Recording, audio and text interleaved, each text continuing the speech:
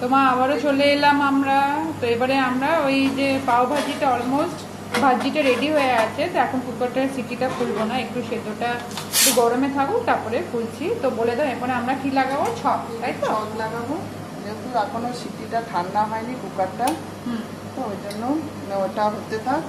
আচ্ছা, আমরা এটা রেডি করে রাখি ছকটা। আচ্ছা, হ্যাঁ, যেহেতু অনেকটাই মশলা আছে সবজিটা, আচ্ছা, একটু সাদা তেলটা তো লাগবে। আচ্ছা বাস। তো পরিমাণ মতন সাদা তেল, যে যেমন সবজিটা রান্না করবে, যেরকম রান্না মানে কেউ সবজির তেল বেশি খায় সেরকম ভাবে দেবে। আচ্ছা।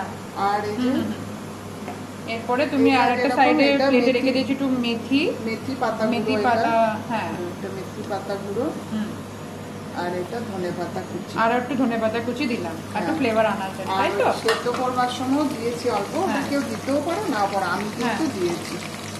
আর এরপরে লাল লঙ্কা, তখন বললাম আমরা সবজি দিলাম না, তো ভাবলাম একটু কালারটা আনার জন্য কালারটার জন্য।